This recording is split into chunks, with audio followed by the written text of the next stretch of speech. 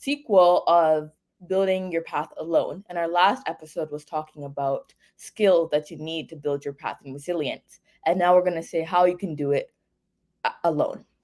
Excellent. I think that's a very important point that you are bringing up. So, to those of you who are joining, we are on a mindset spot, and I'm here with my co-host Daniela from Bomunang. And today, we dive deep into the power of the mind and the strength of the human spirit on the topic building your path alone.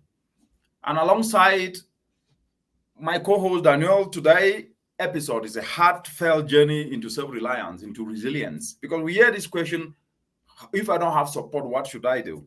But we think that unwavering belief in oneself is important. So today we're going to unpack the truth about pursuing dreams when you feel like you're walking the path alone. Through simple engagements, we are going to light you up in a way that you will be sparked up. And so let's explore how to drink your gari, as they say, with pride. And even when support seems miles away, you can even wear your okrika. So, Afu, diving straight into this, what do you think that we should be able to do? But let me start off with this very interesting quote, which is that believe in yourself and all that you are. Know that there is something inside you that is greater than any obstacle. It is Christian Larson who said this. So the question becomes, how does self-belief change our approach? Because a lot of people do say, oh, I don't have money, I don't have anything. If I don't have support, how do I go forward? As if somebody owed them. What says you? Yeah, that's a really good point because self-belief really is the key to success. And I think that this can be Right. applicable not only within its literal context, like believing in yourself, daily affirmation, but also within other aspects. For example, like in traditionally hard subjects like math and science, people already feel defeated when they hear really hard names, when they hear the name calculus, when they hear the name discrete math, when they hear the name thermodynamics, physics. When you hear those names, they may sound intimidating, but if you don't truly believe in yourself, you're not going to be able to do it, whether you have the skill or not. And the same thing with school, or the same thing with believing in yourself to build a brand. You need to start by believing in yourself so that other people can believe in you. And the people who tend not to believe in themselves wonder why am I not getting this opportunity? Why am I not getting that opportunity? When in reality, you need to show to others that you are a brand and you are an asset. And how are you an asset when you don't even believe in your own product, which is yourself? That's a very good point. How are you an asset when you don't even believe in your own product? I think that point that you have brought up, it's actually a point that at least we need to really not only showcase it, but build on it further. Because the reality is that self-belief acts as the fuel in our journey towards achieving our dreams. And so it is the foundation upon which really resilience is built.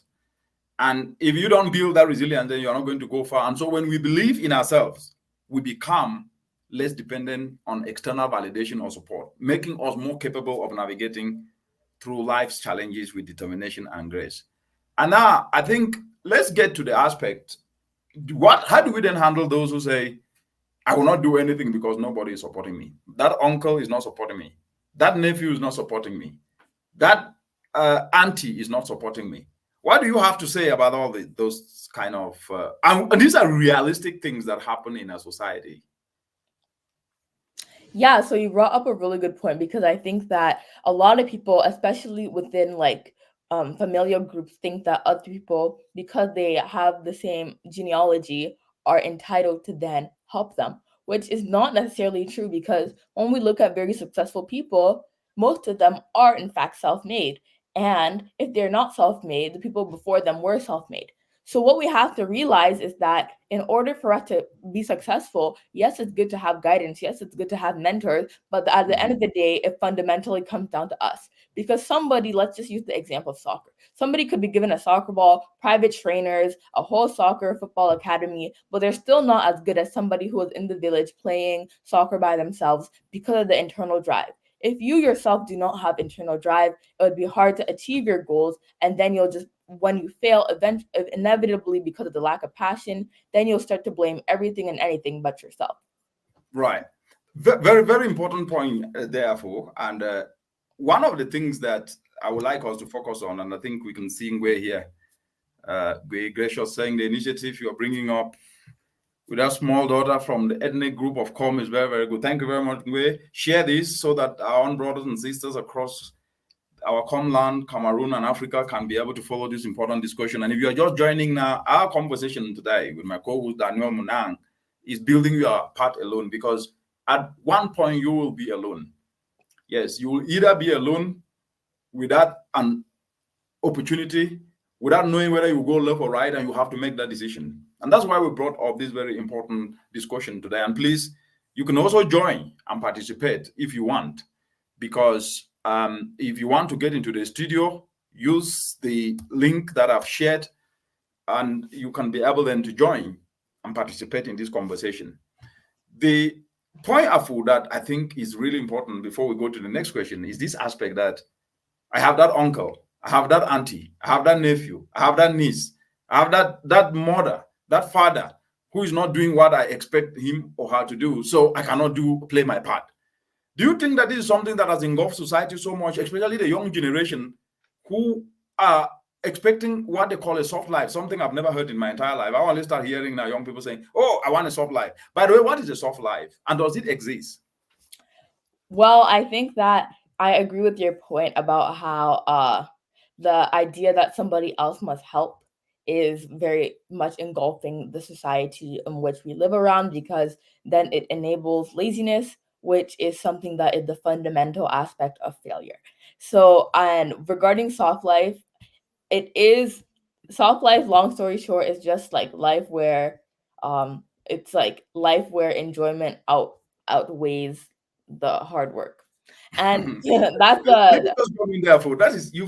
That's the best summation I've heard, where enjoyment outweighs hard work. And this takes me to the aspect of the cost of comfort. That anytime anybody anywhere is enjoying without having contributed to the process of that enjoyment, someone somewhere is paying for that comfort that he or she is having. Do you not think that this explanation has not gotten deep to people to understand that anytime you are having an easy life without having sweat around it or dirty your hands in the course of the process to produce the product you are enjoying, you are actually destroying yourself? What says you that? Because I just thought I should come in there, because that's a very important point. yeah, like I 100% agree with making life more efficient. And obviously if you work hard, luxury, you should get it, you deserve it. But if it's constant without a source of how you are contributing to it, that becomes a problem.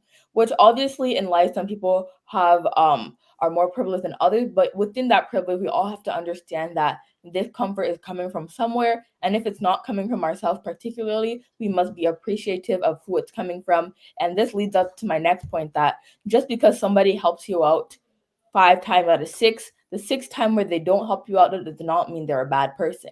And it is understandable that if somebody's helping you, you'd obviously like it. But from there, we have to be appreciative, because the people who are helping us out are, in fact, human beings, do, in fact, have emotions, do, in fact, go through highs and lows emotionally and financially. So, by understanding our privilege and understanding that if we do have a source of someone who's helping us, we should be extra appreciative, because they're going the extra mile and doing things that they don't have to do. And the key word is they don't have to do it. And the fact that they are doing it, we should be grateful, because they could be spending their money somewhere else. That's a very, very powerful point that is coming up. And I know this is not something that everybody would like to hear, but from the perspective. So, when is the giving ever going to end? You give today, 99% of the time. The one day you don't give, you are a bad person. How can that be corrected? How can that be course corrected? Because we need a course correction, which is far too late. Yeah, so I just think that empathy is something that we really need to understand, because the simple definition of empathy is putting ourselves in other people's shoes. So let's say somebody is paying for your Correct. fees. The one day they don't pay because they don't have enough money, we can't start harassing them because they didn't pay, because they spent time out of their hard-earned paycheck contributing to your education. So the one day that they cannot do that, we must understand the next steps on how we can build our path, so that we can continue to fund this lifestyle of the one they have created. And the only way to fund these lifestyles, which most times are extravagant, are to work hard. And most people want these extravagant lifestyles without understanding that if your source ends, if the river dries out, then you are going to have to work hard in order to achieve that. And I think that by us having empathy, we will be able to understand that people who do support us are in fact human beings, and when they support us we should be appreciative, and if they don't, we should move on and try to build that path and quote unquote soft life by ourselves without compromising on hard work. Very, very important point there, Afu. But the attitude of soft life, as you can see from the comments, and for those of you who are listening, of course, we'll be bringing in other people who are willing to join. I can see other participants who are trying to join. Yes, I will accept you to come in. For now, we are seeing Humbert and Eunice Favor saying facts, yes, and we see Hannah saying soft life has been the order of the day among young people. And that is true. But young people seems to miss the point most of the time, in that they want a life that doesn't exist and believe that they know everything and don't want to take instruction. Do you think that the direction young people are taking, not listening to instruction, most of them, and sometimes thinking that they have solutions to the problems the world faces when they have never had experience to understand reality, are actually destroying themselves in the process by having that kind of attitude? What says you, and what guidance can you give the young generation? Yeah, so I think a lot of people need to understand that just because people are young today does not mean that they're going to be young tomorrow. And by understanding that Correct. usefulness, physical usefulness at least, doesn't last forever, we must start by building our path now.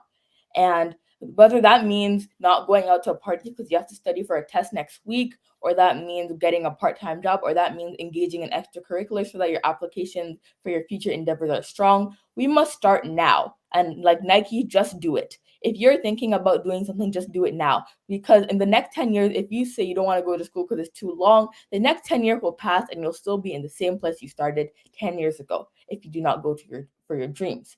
So what I say to the young people, like you've asked, are just keep on going, keep on pushing, and be motivated within the future. And even if now is kind of Right. sucky, doesn't That work, is then you can continue to strive and have determination so that you can ignite passion in yourself so that you can keep on going.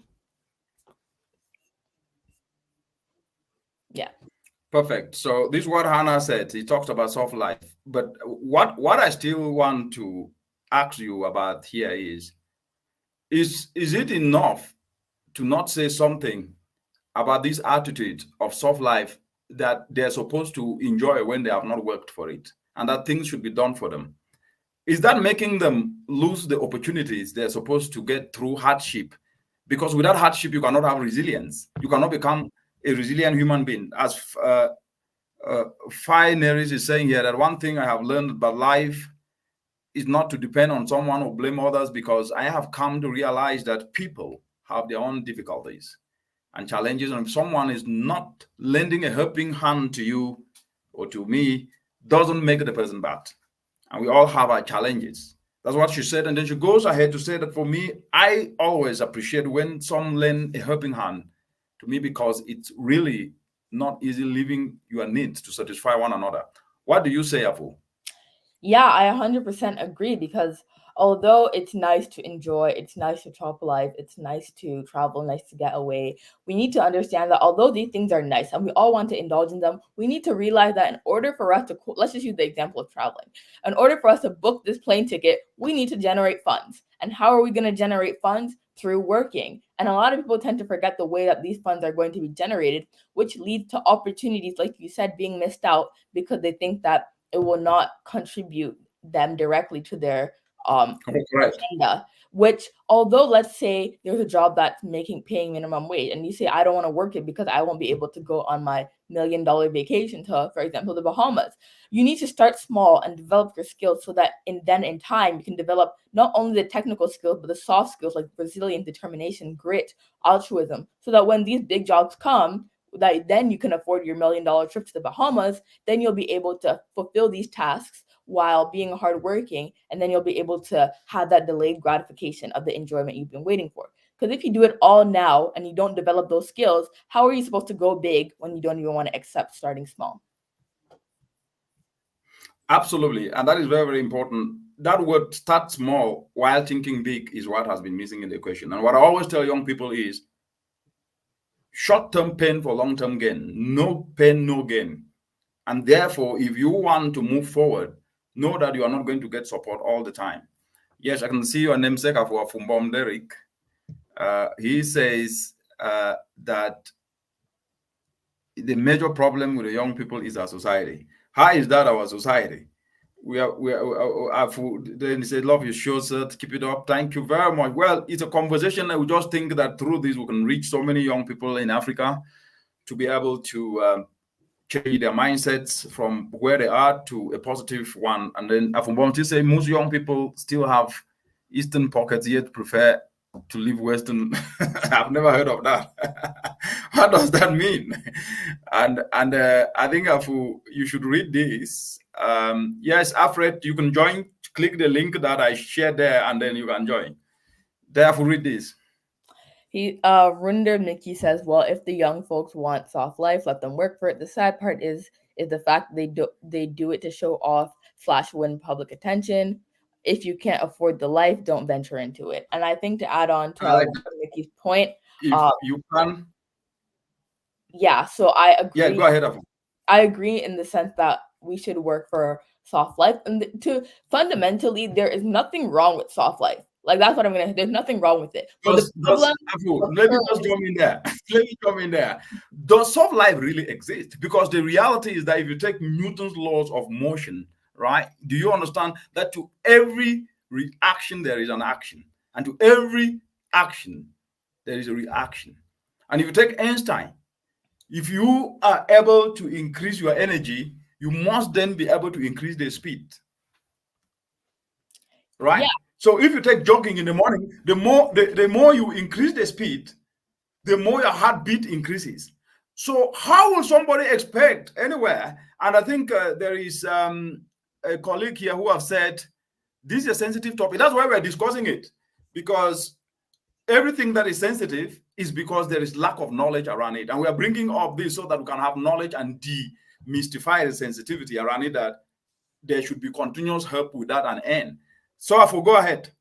Yeah, so fundamentally, in my opinion, there's nothing wrong with soft life, but the problem occurs is when many people fall for the narrative that soft life can be achieved by not working. And working doesn't necessarily mean having a 9 to 5. Working means putting in resilience, having hard work, having grit, because realistically, everything that is too good to be true probably is. So for these people who are living soft life, I think it also comes back to transparency, because the people who are on these social medias showcasing their soft life, they are working hard. And a lot of people do not understand that because they're just showing the positive sides. And social media is to show the happy moments in your life. And a lot of people realize that they can show these moments without showing what goes behind the scenes. And the people who see that think they can achieve these same moments without working hard. So the people on Instagram, Snapchat, Facebook who you're seeing are not going to be showcasing the grit that they put in, but they'll expect you to understand that, which a lot of Africans, and not even African, a lot of young people in general seem to fall into. Correct. That's a very important point. Now let's get to this point before I get to you, and then I will bring in Mr. Aruna here. But the point I want to bring now is that creating value becomes important. The topic today is how you can be able to walk your path alone. Your value will not be what you know, it will be what you share. This was said by Guinea Romethi, and this quote takes me to this question, which is, how does creating value lead to attracting support and opportunities that we seek? Because some people creating value. Can self-sufficiency become a magnet for others? What do you think? Yeah, 100%. I think that we are what we are around. So, for example, my example, like if you're around people who all have jobs, who are all being successful, who are all striving to be the best, then you inherently will strive to be the best, because humans don't like to feel excluded. So if all your friends are the in group and they're all successful and they're all working hard, then you'll want to be in that. Contrarily, if all your friends and the people who you're around are lazy, they don't do anything, they just expect soft life without working, then you're going to fall into that trap. And the sad reality is the latter usually takes precedence over working hard and studying hard and being the best version of ourselves. So I think that if we build ourselves, then we can be able to inspire others, because then people will see tangible examples of the power of hard work. Because a lot of people just hear hard work in a book, hard work in a song, hard work all over, but hard work really is fundamental, because people, I think part of the reason why people aren't working as hard as they can is because they don't see it around each other. So by you working hard and by you starting by yourself, you can rise up and hence be mentors for other people. And it'll start a chain reaction of hard work and perseverance. So, what do you say from what Hannah is saying here? She has a point to read what she has said, and let me get your perspective. So Hannah says, I've learned something from one of my mentors, Les Brown. If you work hard, your life will be easy. If you work easy, your life will be hard. That's a really good point that her mentor brought up. And I think that it kind of relates to our discussion about no pain, no gain, and working hard. Realistically, a lot of people, there's this debate that is raw talent more important or hard work more important. And I think, in my opinion, I feel like hard work triumphs natural talent, because if you have natural talent and you don't work towards it, then you will be less than or average compared to people who aren't as naturally talented and work hard. So this relates to every aspect of your life. And because some people don't have as much raw talent, they feel defeated. But my answer for you is to keep on striving, keep on persevering, and through having these soft skills, you'll be able to overcome any technical difficulty you have. Yeah, I mean, to spice up this conversation, I'm going to bring in Alfred and Mr. Arona.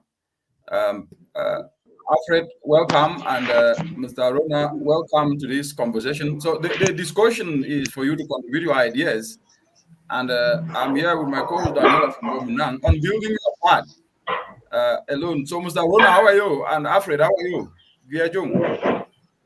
Well, I'm good, Ayongna.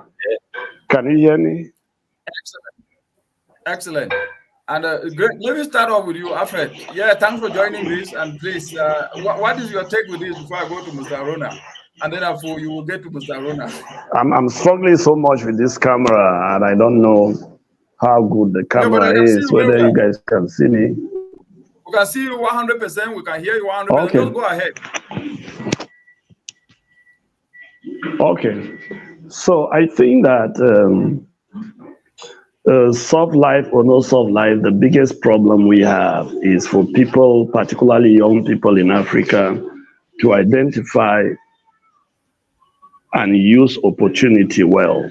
Because I think the biggest problem with us starts from recognizing and using opportunity. It's important because for a lot of people, they see people where they are and they begin to imitate people. They look at the people's results and they don't know their journey.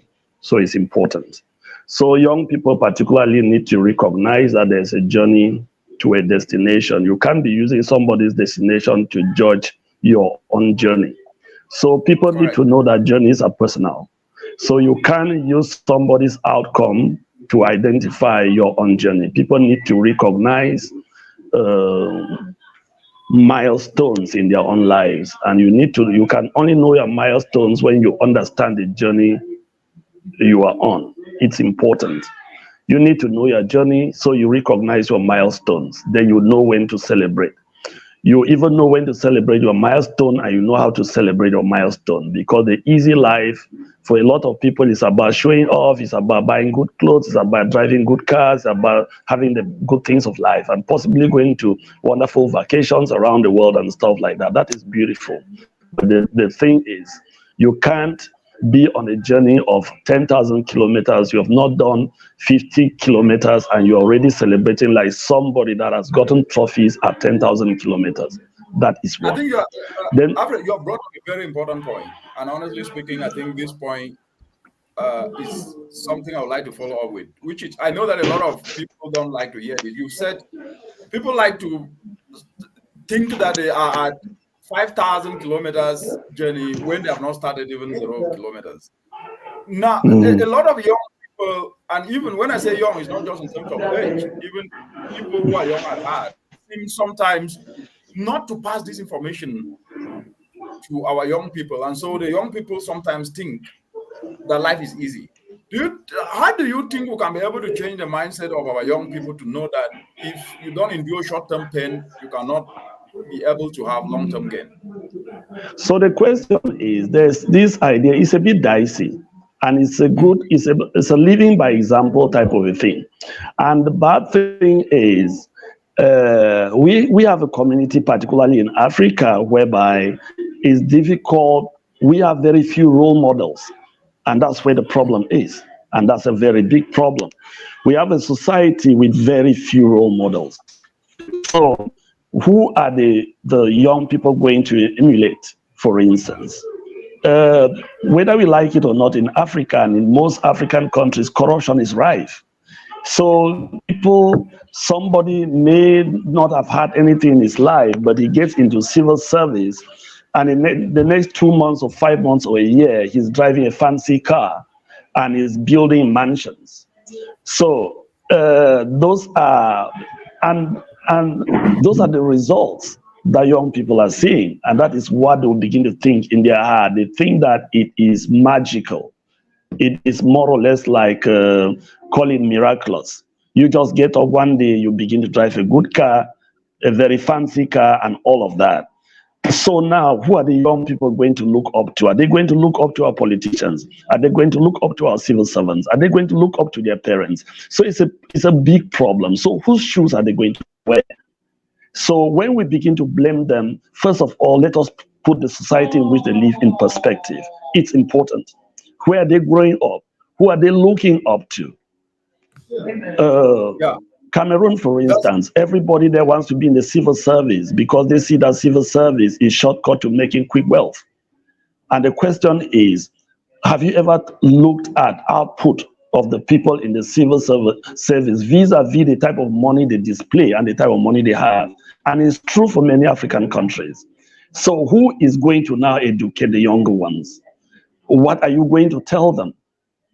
So it's a problem. Our institutions are not working, and that has failed the young people. I'm saying this, it is easy to blame. Now, hard work in Africa most of the time is not really commensurate to results. It's not really commensurate to opportunity. A lot of people have worked so hard, and the gap between resilience and opportunity gets wider. And that is what corruption has done. Now, leaders have failed in a lot of aspects, and now we have the blame game because it's cheap sometimes. Yeah, you touch a point, and I don't want to lose that point. You know, hard work sometimes do not give immediate results, and that makes some young people to be disappointed. But from what me and you know, is that the journey to success sometimes is not straightforward, and you can fail and fail, but never give up. I would like Afu to ask you a question along this direction. So Afu, ask Mr. Alfred some questions. Yeah, so thanks for coming on the show. We're glad to have you here. So far, your insights have been very valuable, and I just want you to tell viewers about yourself in a few words, very nice, about what you're all about and how your experiences help, and how the Mindset Spot has helped you build on your experiences.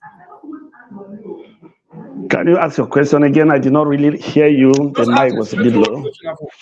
Yeah, so just tell us quickly about yourself and how has the Mindset Spot impacted your life?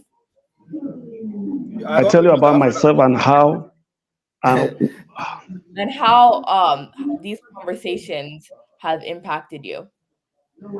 And how this position conversations. I think Alfred, what she's asking is, she's saying, from your experience, you have weakness, also challenges, and it will be good if you can share those, and so that it can also guide some young people who are listening to you.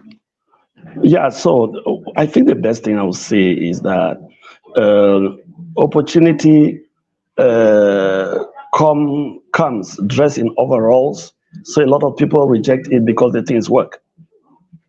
It's not my word, but I borrowed it from somewhere. So we really think that opportunity will be so fancily dressed, like the fancy girls and boys we see on social media and everything. And we think that opportunity will really come like very, very gathering dress and all of that. So now so what I would say is that what helped me along the line is that as a person, I actually just recognized and took advantage of the little things in life. If it meant at the point just sitting in class and listening to a lecture, it's important. And I saw it as an opportunity, and I was lucky to have known that a long time ago.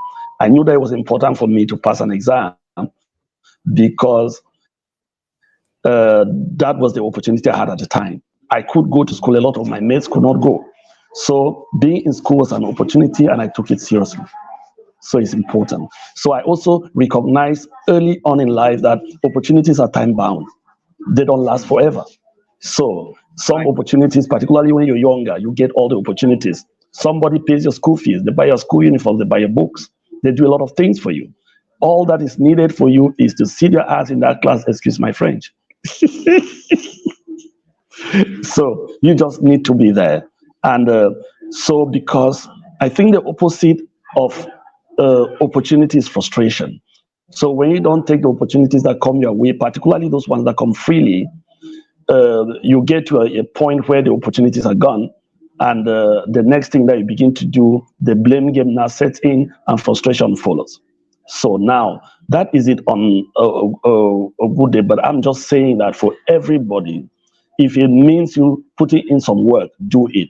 If it means you having to make that application, get on that laptop, get on Google, find out if it's whatsoever scholarship you want to apply for it.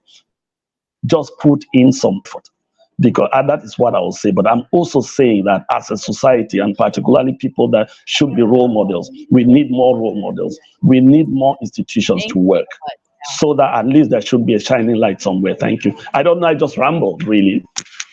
No, that was good. I mean, you brought up 5 points there that I think those who are listening, actually, they're appreciating you for, I could see Njua come here telling you, thank you very much for those points. I think your point, you've said something that is very, very important there. Opportunity knock, and you have to seize it. If you don't seize opportunity, then you miss it. And sometimes you miss it forever. But opportunity, you can always seize it when you are prepared. And preparation takes effort. Preparation takes endurance. Preparation comes with a lot of dedication and passion. And so I think those points that you've actually mentioned there are quite very, very important. And I can see a lot of reactions from people that believe in yourself and your dreams work towards it and stay consistent. And thank you very much, Bobby. Thanks a lot. We really appreciate that. Afu, do you have a question for Bobby Alfred? No, you covered everything. Just thank you for your input, and they were very. Yeah, thanks, Bobby. Thanks a lot. I am Nakano Jungno enough Besa. So I really appreciate yeah, input. same here. Yeah, yeah. You guys are doing an amazing job, and continue. No, thank you. I am Naka. Okay, Naka. Yeah. All right. Yes, Afu. Yes. So we've heard from Mr. Alfred, and I think we did lost Mr. Arona, but I think we will try to connect him back. But then, what is your summation from this, so that at least we can now build up to the next stage where you take over? Yeah, of course. So based on our chat with Chap, we realized that we must have role models, and I want to just build on that. If there are no role models, we should be the role models. And for us to be the role models, we must start by believing in ourselves, because if we don't believe in ourselves, others will not believe in us. And this relates back to our previous conversation about assets and liabilities. In order for us to be successful, we must provide a brand, provide a product, which is ourselves. And how are we going to develop our skills so that we can provide ourselves as a brand and market ourselves without hard work? So by us not having many role models, if you do, that's great. But if there are none around you, be the person that other young kids aspire to be like you. And not because you're only living a soft life, but because you're working hard and you are staying resilient and determined. Yeah, but this aspect of saying we don't have many role models, which is true, and I think Mr. Alfred did say this, but role models are not bought in a market. Yeah, exactly. They're created. And therefore, if each and every one of us, as Mr. Alfred was saying, which is a very good point, can be able to benchmark ourselves with the good, and become role models, then we're going to have 1.4 billion role models in Africa. With that, there were some inputs here that I would like us to touch. I think you did see what Fai Naris was saying. And I think I'll read the last part, which is more on when someone demonstrates self-sufficiency can inspire admiration, respect, and a mere desire to be around. But very true. She has a very good point. Okay, it's a male. Hena asked a question that what about this aspect of saying fake it until you make it? Is that a good thing? What's your take on that? I know that that is a slogan from somewhere. I've read that. But does it make sense? I think that in certain aspects, yes, but it depends on the way you use the quote. Like, let's say you're not the best public speaker out there. You can use the term fake it till you make it to keep on putting yourself out there and keep on developing opportunities until you are a good public speaker. But it does not work in the sense that we cannot have no transparency. Transparency has to be there, because if we fake a life that doesn't exist, then we're going to be motivating other people to go down the wrong path. So it really just does depend in the context by which we are using this quote. Because if we're using the quote to develop ourselves, that's good. But if we're using the quote so that other people can think that we're better than them and by then feel lower self-esteem, then that's not good. So I think that if we're using it in a positive context so that we can develop our skills, then the quote "fake it till you make it" is very applicable. Yes, Rundi Miki, read. He says, "I believe in consistency, regardless of how difficult the journey can be. Only little drops of water make a mighty ocean. Don't stop working hard because nothing is showing forth. When you know your worth, your passion, and drive toward the journey, societal views will not serve as a discouragement." Yeah, very, very, very interesting point there. But on this point on fake it until it is real, I don't believe in that. What I've learned in my entire life, and I think this is now over to you to take over, is that when you know that you are good, you work towards being good. What I mean by this is that every one of us, regardless of where we come from, is good in one or two, three, four things. But once you know that you are good and you focus on that, you become excellent. And the truth is that you're never going to be good in everything. There are people who are good noise maker. Yes, they can use the noise to sing music, to be excellent, eloquent, motivational speakers. There are others who don't talk, but they are amazing writers. They excel in that field. There are some who are amazing mentors who don't even talk to people directly, but they write. Just writing, having a Facebook page that they write. So the point I'm trying to make is you cannot fake for a very long time if you are not offering substance. You will become irrelevant because human beings are so complex, so much so that they get attracted to those who bring value. And value is what can be able to make a difference in their own life, because each and everyone do have a challenge that needs a solution to solve it. Whether it is looking for somebody who can mend their dresses when they get torn, or looking for somebody who can teach maths or English, or looking for somebody who can cook fufu corn and jama and kata, or looking for somebody who can cook water fufu and arrow. And therefore, when you are skilled, or looking for somebody who can plait hair, when you are skilled in any of these aspects, people will gravitate towards you. And in that way, you are not faking anything, but you are showing what you've built yourself. So the point I'm trying to say is that if you want to fake to show that you are rich when you are not rich, better use that time to build a skill that can help you to add value, and people can then be able to bring you money in exchange of that value. So don't fake anything. Fakeness do not last for a very long time, but authenticity do. So consistency, persistency, and being authentic in everything is actually the greatest pathway for you to rise very quickly. Remember, the fact that people don't talk doesn't mean that they don't see. And when they see, sometimes they believe. A word for the wise. Over to you, Afu. I really like the point that you brought up about authenticity, persistency, and consistency.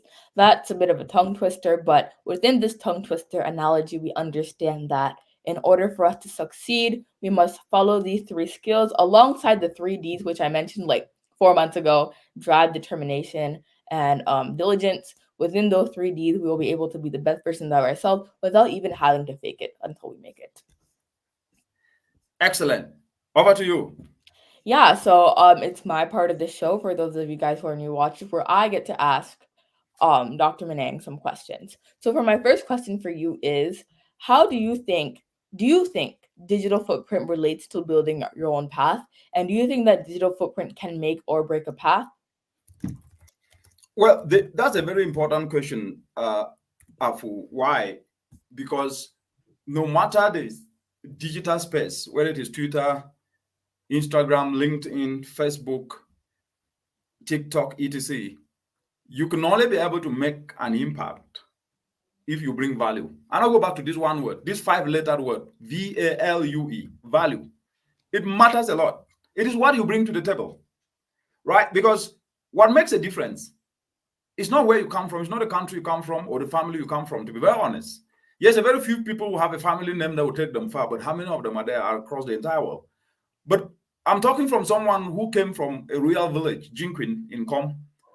And therefore, what I learned in my entire life is that spaces will be given, and spaces can be given to anybody. It could be in a village market, it could be in a community setting or a community action, or it could be even in a gathering in a compound where you are asked to do something. If you have not practiced and owned that space in terms of value, you will not be able to speak sense, and so you will lose the opportunity. So the point then is, this social media space, what we call the digital space, they are platforms. So the question then becomes, what do you bring to this platform? And so to answer your question very practically, the digital space is where we bring value. Value in terms of what we offer that gravitate people towards us. But the unfortunate thing with the digital space is that value sometimes is not necessarily what solves problems, it's also what causes problems. That's what I've learned in the digital space, where people come and abuse others, then they get more likes and views, but they're not solving any problem, but they're causing problems. So then that means a digital footprint, which is now the trail of the data you leave, good or bad, behind on the internet, could then have significant impact, good or bad, on other individuals and also on your reputation, as well as it can create opportunities, as well as it can damage. So the digital space is what I call a double-edged sword that can either make or break one's image. It can break your career, it can break your business, depending on how you manage it. So firstly, what I've learned from the digital space is bring value. Bring value so that you can leave a positive digital footprint. And this way, it can enhance not just your standing in society, but it can enhance your career prospects with published information that help people to move forward. They will always come back to read what you do. But the fact that you see others publishing negativity and attacking people, don't follow those steps, because they are paving a pathway that will come back to haunt them in the future. And therefore, publish articles that inspire people, right? Write solutions to the problems that you see around society. And that strong online presence on positivity can set you apart from everybody. Because at the end of the day, what we should never forget is that people are looking for solutions. Everybody have a problem and they're looking for solutions. And therefore, when you use your digital space, your pages to write positivity, you then personally brand yourself. And this way, you are not only branding yourself as an individual, but as someone who is an authority in an area and people can look up to. Whether you are an entrepreneur or an influencer or a freelancer, or your digital footprint then will constitute your personal branding. And then in this way, it can establish your credibility, to showcase your expertise, to build a network that will open doors for you in other places. Because one of the things that I keep advising young people is, what you write, even if you delete it, it remains there forever. And therefore, the future you create is in your hands. And the internet is your space to showcase value. It's your space to showcase value, not to come and just comment on other people because you see others commenting. And use the space as an educational space, so that at least you can benefit from constructive learning, as well as you also set an excellent constructive digital footprint as you share your achievements, as you share your projects, as you also learn to do your research. And so in ending with that question, all I can say is be mindful of your online activities, think before posting, and consider the long-term impact of what you share online. Regularly review and make sure that you follow those who add value to you. There is a difference between reacting and proactively thinking what to do. And therefore, focus on creating and sharing content that reflects your professional interests, your goals. And this could include following those who add value to you and re-forwarding what they also do. And in the end, which is something that I think is important, everyone's digital footprint can significantly influence how individuals and organizations perceive them. Remember your online presence, you cannot run away from it. The world is a digital world today, and it will only increase. We're talking about artificial intelligence today, machine learning. And the reality is that by actively managing your digital footprint and engaging from a positive perspective, you will build a brand that will help open doors for you positively into the future. Over to you, Afu. Awesome work. I love the point that you mentioned that social media, when using it, you must provide value. And that's the key word, VALUE. That's the key word within everything in life, because the most successful people, they all provide value. So for us to become successful and for us to triumph, whether digitally or physically, we need to provide value. And the only way for us to provide value are to develop our soft skills and our hard skills. And my next question before we wrap up for you is, how do you think developing your skills, people say that, oh, there's nobody around me, there's nothing like this. What do you say to those people who think that they can only achieve their goals if they have plenty of resources around them? The reality is passion. You must have passion. One word, passion. One word, passion, guys. Passion. You heard it from him. Passion. Did you hear it? Passion. This one word, 6-letter word, passion. PASSION. I'm not talking about the passion fruit in supermarkets. I'm talking about that internal flame. They got up in the morning, you said, I want to be best. I'll work hard. I'll stop to be distracted by anyone and I will focus. I'll listen. Now, everyone, before you succeed and move forward, you must be able to benchmark yourself with successful people. Right? Others benchmark themselves with Nelson Mandela, others benchmark with Barack Obama, others benchmark with Martin Luther King. And that benchmarking doesn't mean that miracles will happen. No, it's just an inspiration for you to go back and read what they did. So developing your skills independently without external support, you need passion. Because it is going to be challenging. Yes, it will be. That's the only way it has always been, and it will be going into the future. And therefore, despite the fact that it will be challenging, it's incredibly rewarding process. And so you must embody passion, because with that passion, you will not be able to even get up from bed. So embody passion and leverage online resources to learn. You will never have support all the time. Even if you are lucky to have support, it's not going to last all the time. And that's where we started, and that's where we're ending. And therefore, the internet, if you get to the internet today, it's a treasure trove of information, and it's a treasure trove of learning materials. Websites like Udemy, Khan Academy, YouTube offer free lessons and even paid courses on a vast array of subjects. Get in there and learn. You can learn anything from graphic design to public speaking for free. And the second aspect that I think for those who say that they don't have support is to practice regularly. Skills development require consistent practice. If you want to be an eloquent speaker, you have to practice. Nobody was born an eloquent speaker. We all learn. Allocate specific times each day or each week to practice your new skill. It can be sewing. It can be hair plaiting. And let me tell you that anything you learn in life, you will use it in one way or the other. Nothing is useless, especially these small things like hair plaiting. It will bring you more money than even your job sometimes. Actually sewing, it will bring you more money. And today the world is a world of fashion. We have fashionistas everywhere who want to dress and look good, right? But you have the internet, which is a place where you can now bring what you've learned, the dresses you've sewn, to showcase there. That's why I said use the platforms to showcase your value. And the other aspect that I think is very, very important is the attitude sometimes is people don't really understand. And I call this experimentation, right? You experiment outside before you bring it to the social media stage. Applying what you've learned in the real world solidifies your knowledge, and so you can bring that knowledge there.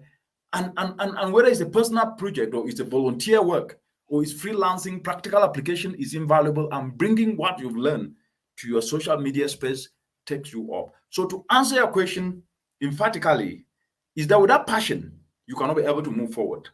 And so if I was just to give a very simple example, a life of a programmer, a self-taught programmer, and this guy's name was called James. He didn't have actually the opportunity to go to programming school, despite the fact that we understand that without formal education in computer science, many individuals have successfully transitioned into software development careers. James did the same by utilizing online courses, by participating in coding boot camps, by contributing to open source projects and building their own software applications, and by volunteering in spaces where people needed volunteer to learn that. So through self-studies, James practiced, James engaged with the coding community, and they developed their programming skills into a professional level. Today, James is not just a professional in coding. He has developed the skills of others, and he is today independently working to enhance his capabilities to boost his confidence and self-sufficiency.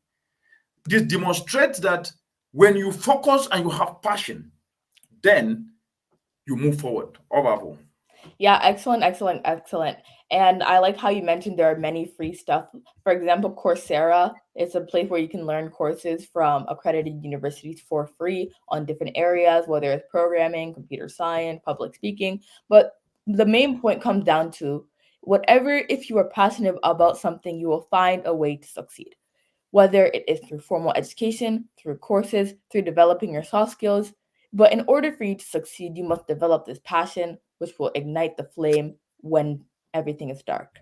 So as we wrap up, I want to say thank you for watching. And Apu, let's give 1 minute to Mr. Rona. Yes, Mr. Rona, welcome. I think the other time he's been on and off, and I've been trying to bring you, and then he keeps going back. Please, we are running up, and please, if you can take 2 minutes and add to this conversation, we'll appreciate. I'll be grateful. Thank you so much for having me. I'm sorry. I think the link kept on crashing. Huh? Yeah, I think the link has been giving a lot of headache. It comes, then I see you, then it disappears again. But that's fine. Please get to the point, and thanks a lot for always coming into right. it. Right. Thank you so much for coming up with this topic of discussion.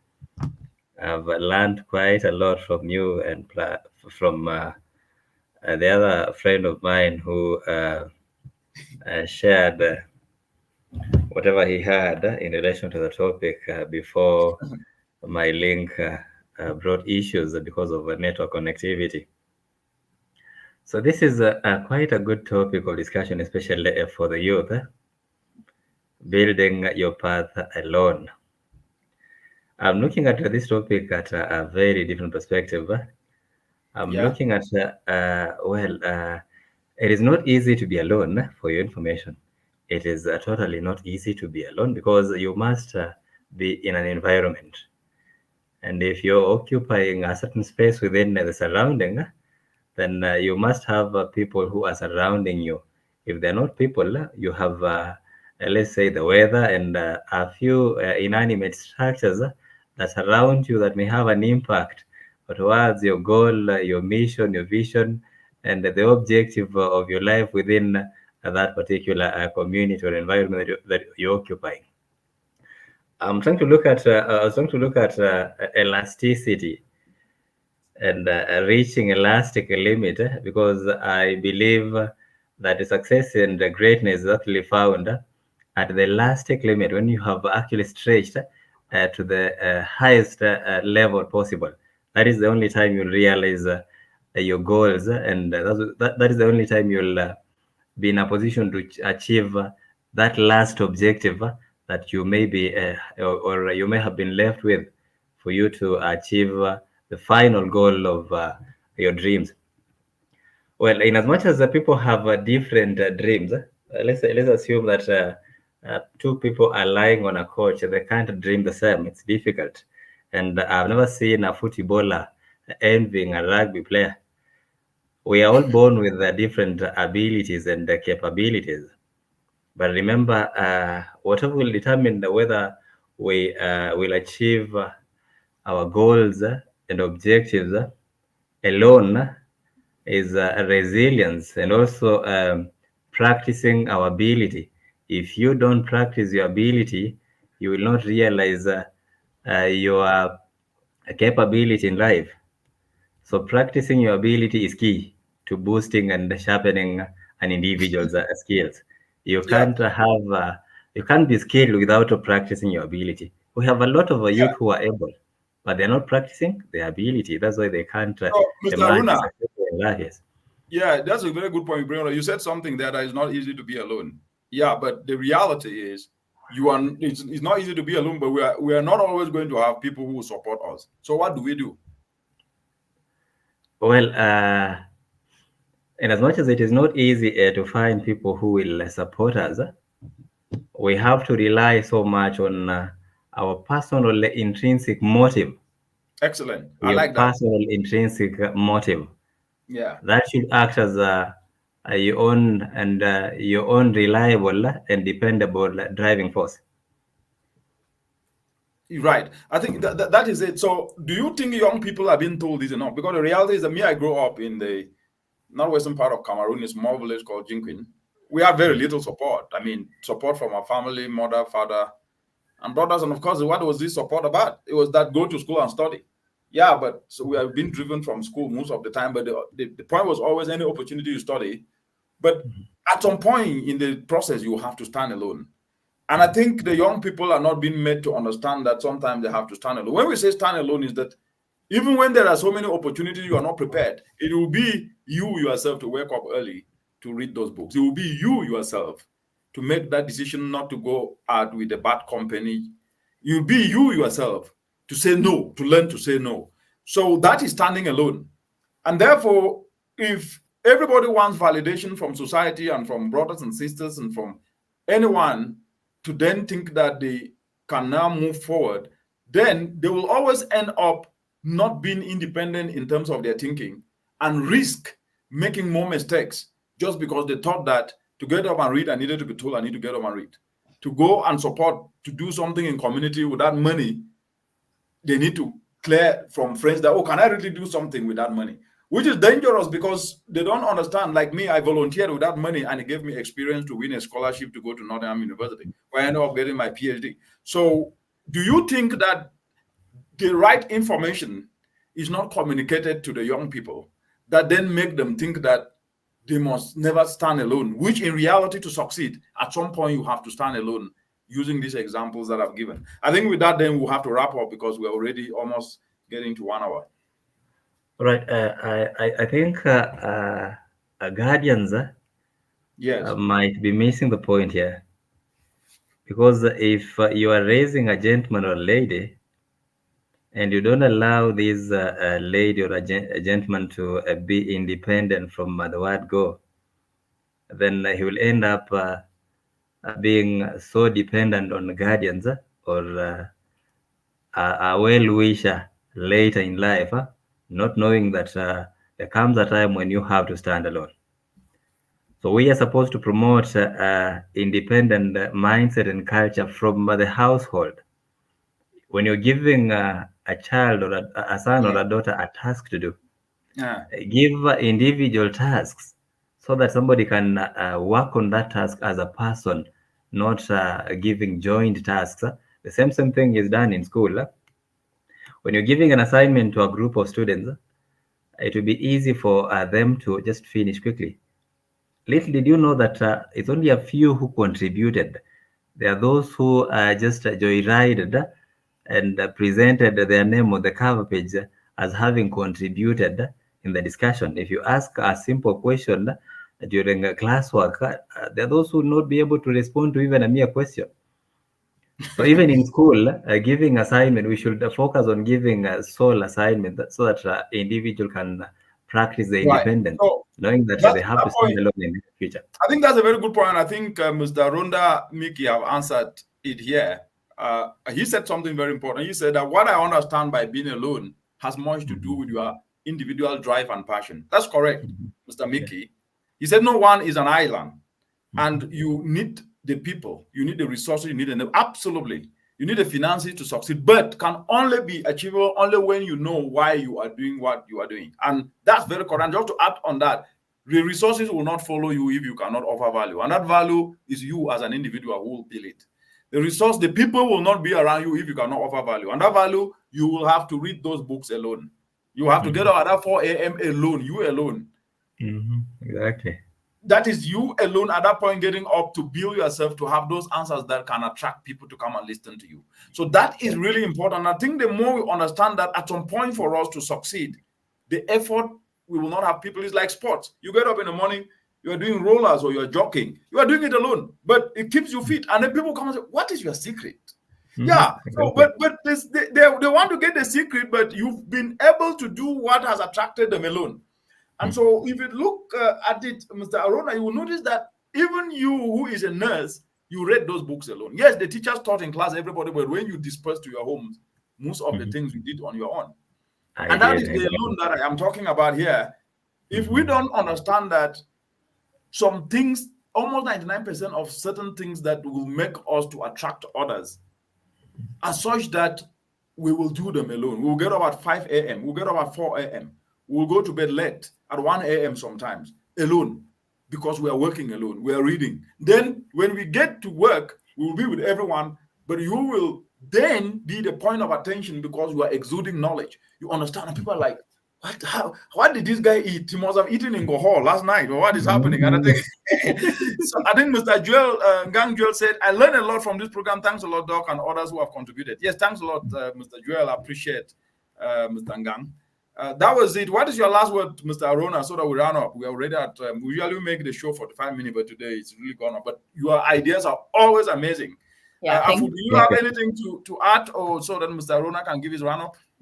No, I don't have anything to add. I just really like the points that you brought up, especially regarding striving alone and being the best version of yourself, because at the end of the day, all the hard work you've put in alone will show. And like Dr. Manang said, people will start asking, what's your secret? But the main secret, which is available to everybody, is hard work.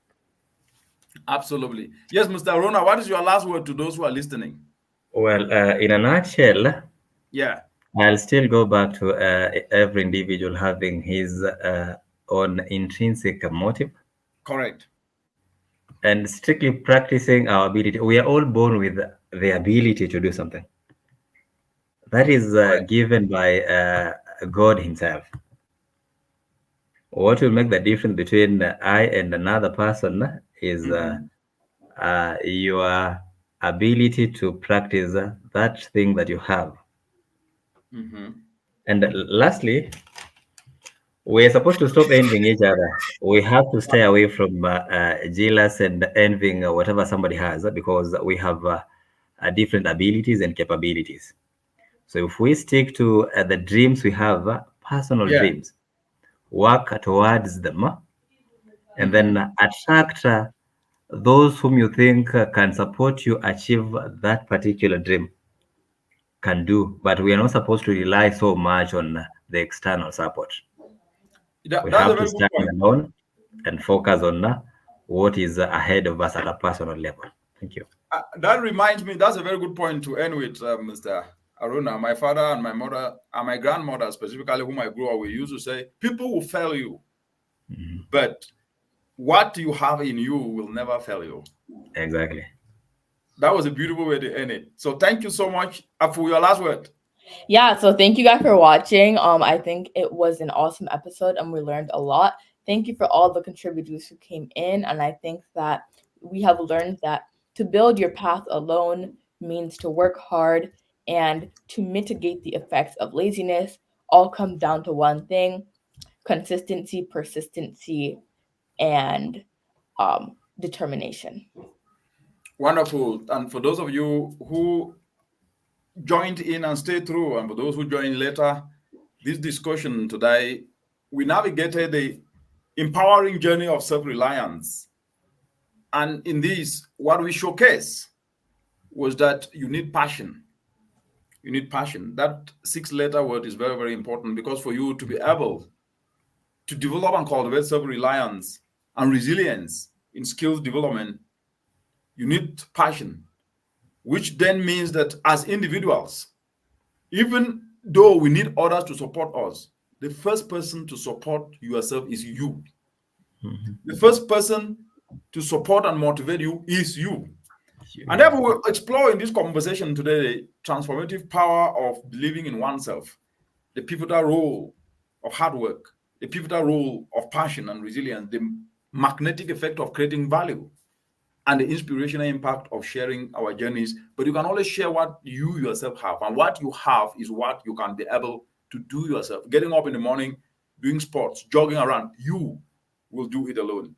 Getting up at 4 a.m. to read, you will do it alone. And therefore, we delved into practical strategies for skills development in the absence of external support. And here, the conversations with everybody who provided suggestions highlighted the importance of leveraging not just what we have, but also setting clear goals and leveraging materials and getting into the internet to share positivity, not negativity, and engaging with our communities. And always remembering that each narrative and piece of advice serve as a beacon for those walking the path of self-improvement, reminding us that our greatest glory is not in ever failing, but in rising every time that we fall. And these are words from Confucius.